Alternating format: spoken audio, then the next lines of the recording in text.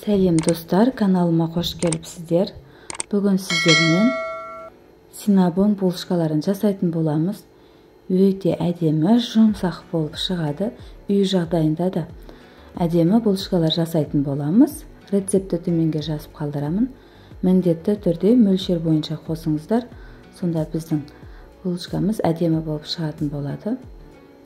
Мен құрамын төменге жазып қалдырамын. Егер видеом ұнап жатса, каналыма тіркеліп, лайк басып қолдап кетіңіздер. Біз алдымен тестасын жасайтын боламыз. Ол үшін бізге жұмыртқа, шекер, дрожж, ұн және сары май қажет болады. Ең алдымен жұмыртқамыз бен шекерді жақсылап венчикпен араластырып, үстінен жылы сүтімізді құйып және араластырып аламыз. Шекеріміз еруі керек. Сосын алдын ала електен өткізіп алған ұнымызды салып, жұмсақ қамыр елейтін боламыз. Қолға жабыспайтын өте әдемі қамырымыз шығады.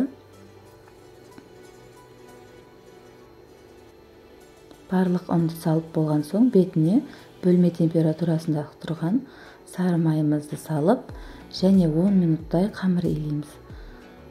Біздің қамыр өте әдемі, қолға жабыспайтын болып шығады. Енді бетін жауып, жылы жерде 1 сағатқа қойып қоямыз. Біздің қамырымыз 2 есеге көтерілді. Көріп тұрғандарыңыздай өте әдемі болып көтеріліп шықты. Енді оны астына ұн сеуіп, 4 бұрышты жайып, қайтадан қайырып, бетін жауып қоямыз. Менің ол жерім видеоға түспей қалыпты. Енді көтерілген қамырды және жаятын боламыз. Оқтаудың көмегімен жайып алып, ішіне біз начинкасын саламыз. Бөлме температурасындағы еріп тұрған сары майымызды жайып шығамыз. Қатты ерімеу керек, біздің қамырымызды сары май былжыратып жібереді. Мен 2 түрлі начинка пайдаландым. Біреу корица мен шекер, екіншісі смак пенен шекерді пайдаландым. Енді сіздер қалауларыңыз бойынша тек бір ғана начинканы пайдалансаңыздар да болады.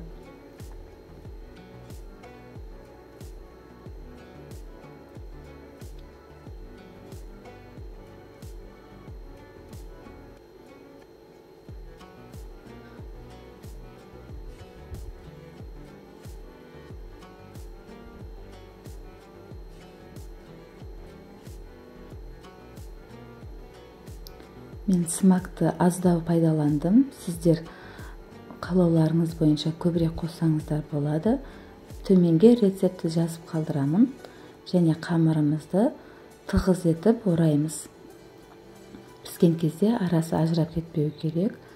Дәл осындай ұзын етіп орап шығамыз.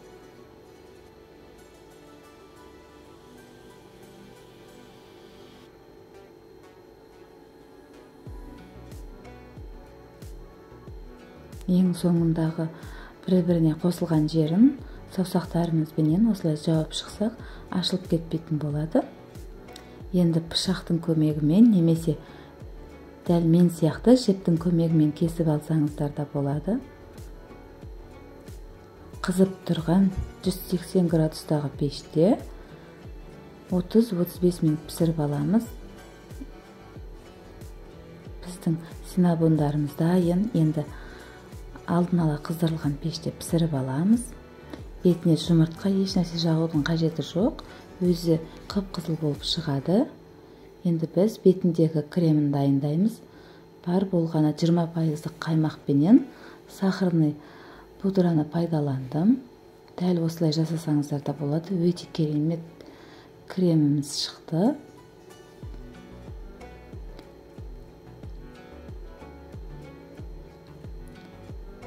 Енді дайын болған ыстық булочкаларымыздың бетіне кремін жағып шығамыз. Ыстықтай жаққандарыңыз дұрыс.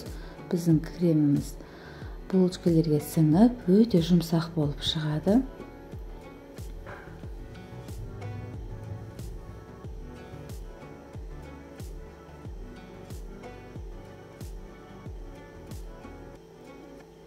Міне біздің булочкаларымыз дайын, өте әдемі, екі түрлі начинкамен пісіп шықты.